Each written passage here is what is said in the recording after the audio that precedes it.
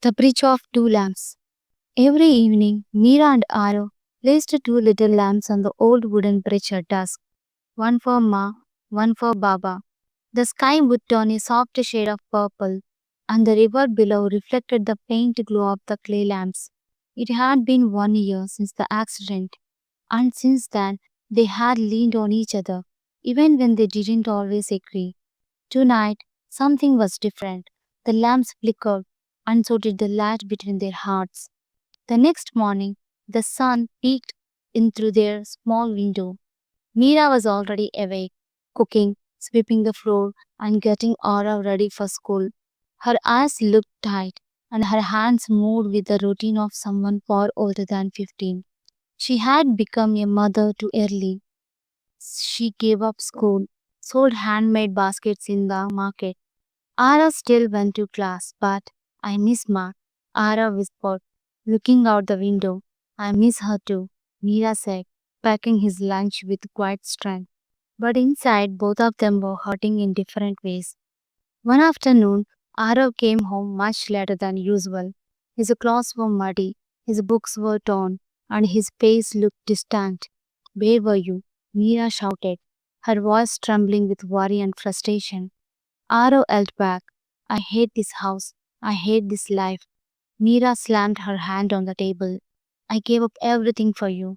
Silence filled the room. Tears welled up in both their eyes. I didn't ask you to, Arav said, then stormed out of the house. Rain began to pour outside.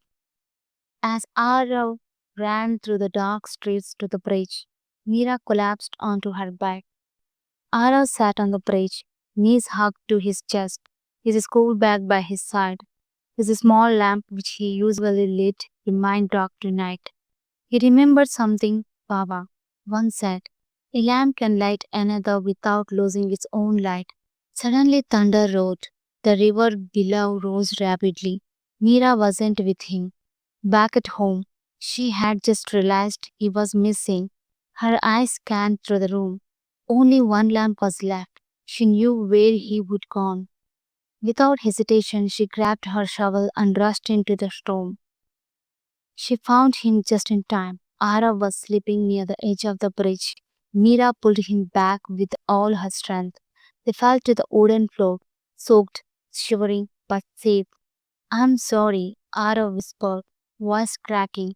Meera hugged him tightly. I'm sorry too. I forgot you are just a kid, and I put too much on your shoulders. I forgot you are still just a girl who lost her ma and baba too. They cried together. The next morning, a new energy filled their tiny home. Meera walked to the local school and asked to be enrolled in evening classes. Arav began helping with the basket making, sitting beside her after school to wave and laugh. They cleaned the house, cooked together, studied side by side. They learned to work things out, not fight them out. Sometimes we carry pain like a heavy sack, but when we share the load, the journey becomes lighter. They didn't need to be perfect, just together. It was the village festival of lights. Lamps floated across the river like stars fallen from the sky. Meera stood in a clean school uniform. Arav handed out sweets with joy. Together they walked to the same old bridge. As always, they placed two lamps on the wooden planks. But this time, they placed a third. What's that one for? Someone nearby asked. For us, Meera replied with a smile. For this new life we are building together. The story tells us family is not just about being there in good times, it's about holding on through storms. Siblings can be each other's greatest strength when they choose love over ego and unity over pride.